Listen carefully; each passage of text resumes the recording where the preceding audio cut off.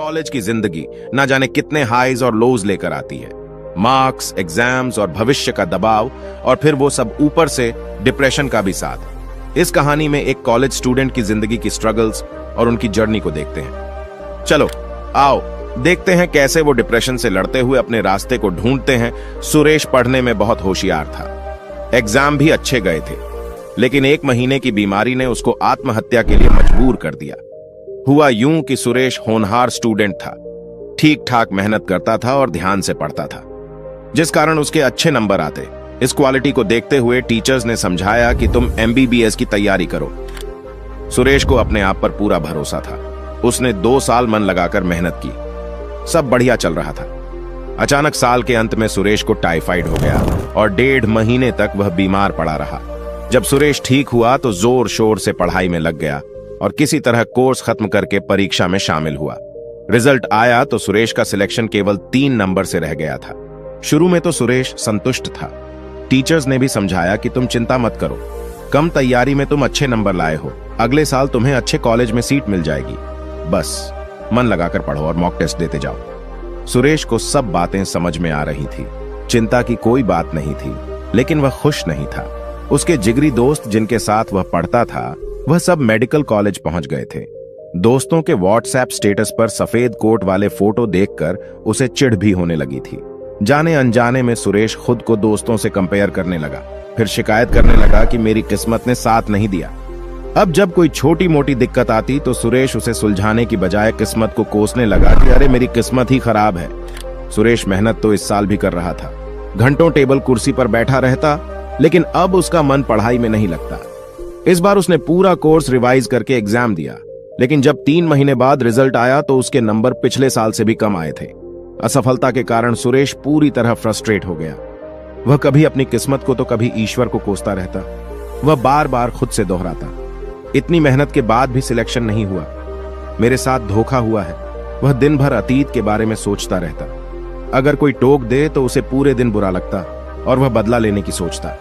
उसके बदले व्यवहार के कारण लोगों ने उसे समझाना भी छोड़ दिया था। एक दिन सुरेश पूरी तरह हताश होकर एक पहाड़ की तरफ चल दिया कि ऐसे जीने का क्या मतलब जब मन को चैन नहीं मिल रहा। सुरेश काफी देर तक चोटी के किनारे खड़ा रहा। उसे समझ नहीं आ रहा था कि मैं क्या करूं, कैसे छलांग लगाऊं। तभी पीछे से आवाज आई। पीछे से वह आवाज नहीं, आज्ञा थी। सुरेश के पैर अपने आप पीछे हट गए। उसने पीछे मुड़कर देखा तो एक अधेड़ उम्र का योगी या साधु जैसा दिखने वाला आदमी खड़ा है। योगी तो एक नजर में ही सब कुछ समझ गया था। उसने पूछा, क्या हुआ तुम्हारे साथ जो तुम कूदने जा रहे थे? सुरेश ने सारी बात बता दी। आज पहली बार सुरेश ने अपने मन का दुख किसी के साथ बांटा तो उसे काफी हल्का महसूस हुआ। योगी ने सुरेश से कहा, यह बहुत छोटी समस्या है जिसे तुमने बड़ा बना लिया है। अगर तुम चाहो तो मैं इस परेशानी का आसान हल दे सकता हूं। सुरेश ने कहा, मुझे जल्दी बताइए, मुझे क्या करना होगा? मैं हर हाल में बुरी बातों और असफलता को भूलना चाहता हूं। योगी ने कहा, मेरी कुटिया पास में ही है, वहीं बैठकर बात करेंगे। कुटिया के आते ही योगी ने सुरेश को पेड़ के पास बैठाया और अपनी कुटिया के अंदर चले गए। थोड़ी देर बाद योगी बाहर आए। उनके हाथ में एक जलता हुआ दीपक था। उन्होंने सुरेश से बोला, हाथ आगे बढ़ाओ और इस दीपक को पकड़ो। योगी ने सुरेश से पूछा, इस दीपक का वजन कितना होगा? सुरेश ने कहा, कुछ खास वजन नहीं है इस दीपक में। योगी ने कहा, कुछ देर इस दीपक को यूं ही पकड़े रहो, बस अपने नजदीक मत लाना।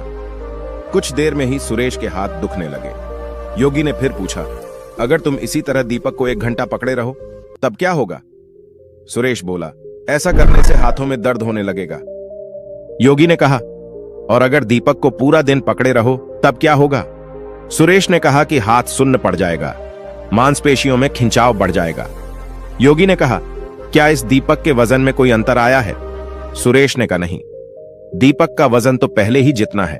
योगी ने कहा, जैसे दीपक हल्का होने के बावजूद हाथ को चोट पहुंचा सकता है, वैसे ही छोटी मोटी बात, चिंता न करने वाली बात अगर दिन भर पकड़े रहोगे तो भी अपने आप को भयंकर कष्ट में डाल लोगे।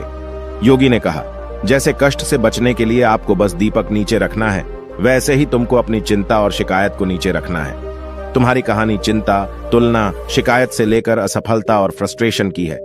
यह सब तुम्हारे पहले विचार के साथ शुरू हुआ जब तुमने सोचा कि मैं पीछे रह गया, और यह विचार बार बार मन में चलता रहा। और ये विचार बार बार मन में चलता रहा। तब इसने तुलना यानी कंपैरिजन का रूप ले लिया। फिर कंपैरिजन ने शिकायत का रूप लिया।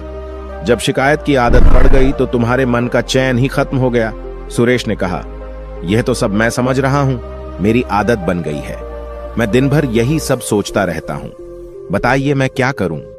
योगी कहते हैं कि सबसे पहले इस बात को समझो कि जीवन में कभी न कभी यह हम सबके साथ होता है। हम प्लान बनाते हैं, मेहनत करते हैं, लेकिन वह पूरे नहीं हो पाते। इसमें न किस्मत की गलती है न हमारी, बस हम नए सिरे से दोबारा कोशिश करते हैं। यह सब तुम्हारे साथ छोटी उम्र में हो गया। तुमने ईमानदारी से मेहनत की लेकिन रिजल्ट नहीं मिला। लेकिन अगर तुम इस घटना से सीख लो, शिकायत और नेगेटिव विचारों को छोड़कर अच्छाई देखो और अपने काम में मन लगाओ, तो फिर जीवन में तुम्हें असफलता कभी नहीं रोक पाएगी। सुरेश अब उत्सुक था। उसे समझ में आने लगा कि उसे एक नई स्किल सीखनी है। यह घटना उसके जीवन का एक बड़ा लेसन बन गई। उसने योगी से पूछा, मुझे यह तो समझ आ गया कि पुरानी बातों को बोझ नहीं बनाना है, पर यह सब मैं करूंगा कैसे? योगी ने कहा, हमारा इंसानी दिमाग इस तरह से प्रोग्राम्ड है कि या तो यह धन्यवाद महसूस कर सकता है या फिर चिंता कर सकता है। इसलिए अपने दिमाग को धन्यवाद देना सिखाओ। छोटी छोटी चीजों में अच्छाई देखने की आदत डालो। ऐसा करने से कुछ देर तो तुमको चैन मिलने लगेगा, लेकिन कभी कभी धन्यवाद देने से काम नहीं चलेगा। हर रात सोने से पहले तुम्हारा मन हल्का हो जाना चाहिए। आज के दिन की गलती और दुख कल परेशान नहीं करना चाहिए, तभी जीवन में प्रगति होती है। इसलिए सोने से पहले तुम्हारा मन हल्का होना बहुत जरूरी है। ऐसा करने के लिए हर शाम को वह सभी बातों को लिखना शुरू करो जिनके कारण तुम परेशान थे, और उसके लिए भी धन्यवाद लिख दो। फिर 2 लाइनें लिखो कि आज तुमने क्या अच्छा किया, और 2 लाइनें कल तुम क्या बेहतर कर सकते हो। बस ये 3 चीजें लिखो। इससे मन को सुकून मिलेगा। कल कुछ बेहतर करने की इच्छा होगी। ऐसा करो और चैन से सोने चले जाओ। इस नाइट रूटीन को अपने जीवन में प्राथमिकता दूं। ऐसा करने से तुम हमेशा हल्के मुस्कुराते बने रहोगे, हमेशा मन लगाकर काम करोगे, और कोई भी बड़ा हादसा या रुकावट तुम्हें परेशान नहीं कर पाएगी। सुरेश आज बहुत खुश था। उसे लगा कि मैं 2 साल फेल नहीं हुआ, बल्कि मुझे जीवन का अमूल्य लेसन मिला है।